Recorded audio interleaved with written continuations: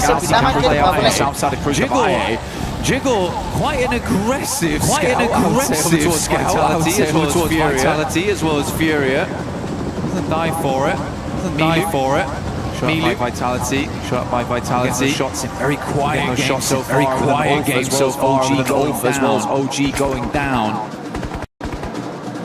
Even tops now from Flash moves over towards the mound on the east side to check if teams are trying to rotate past them on that south side. So this is like it's very different to a lot of the other games we've seen. Nobody's taking any chances. Everyone's trying to garner as much information as possible on these rotates. Yeah, it's far more tempered with the plays that are being made. You can see how much quicker teams are to set themselves up when they realize there's a VIP team, one of those squads that are within the smash zone, to attempt to set up to make it uncomfortable for their entryway. Similar setup here down towards the bottom side. You've got a close grouping of 3 of the other smash eligible squads in Aurora, S2G and E Arena.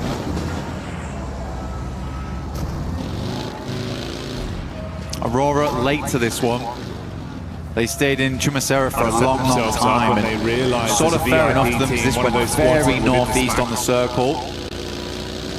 There has been areas they've found to play, and E Arena taking this 2-2 split right now. Have to evacuate this compound. Tony K will take shots over towards Doc, who makes it out of there. Gets over towards a little bit of high ground, a little bit of elevation to work with. Actually a playable spot. I mean, he's threaded the needle on that one. The rest of the team can move in. It pays dividends, but it felt a bit risky initially when I saw the peak over the top of the roof. I was thinking if Doc goes down here, it could have been hellish. The rest of the squad now confident to join him on the push-up. Wow. Hamza G making the plays that we know he can deliver on. That's S2G, getting the long-range shot off with a nice knock. Getting a tasty adjustment over.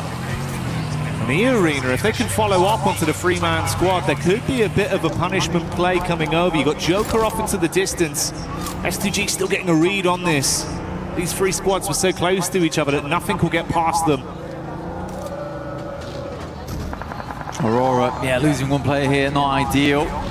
Makes a chance at a chicken dinner here in match 5, slightly more difficult. With Alula still controlling center zone. Tiamba, again, went up to down towards 6th as 4 thrives. Able to grab another point here. Nongshim need to move though. So Easy's actually outside in the blue at the moment. Taking a fair bit of damage off the back of this one. And they're really racking their brains of where do they want to go, how do they want to play. I mean, he's still out there. Come on, man. Get in. Don't know what he's trying to say. I think he's waiting for Tops to get off the angle or something. I'm not sure.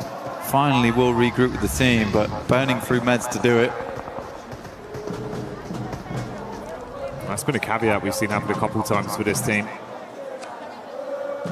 Always feeling like they're kind of somewhat trapped in the dirt and then having to burn a lot of utility, offensive or medical-wise. Let's see what the zone shifts from this, though. I mean, Alula's living life, right? I mean, it's clear to see that. Furia knows that they need to create some space for themselves. They can't really move down towards that southwest side. They'll be on broadside to Vitality as they move in. So this is the likely position next. So a very important fight between Nongshim as well as Furia. Hyunbin takes a lot of damage. Chizzy up front right now, gathering that information, passing it back for the nades to be sent through. Maybe just dipping back down again, realizing that maybe this is not the best of fights for us. It's a long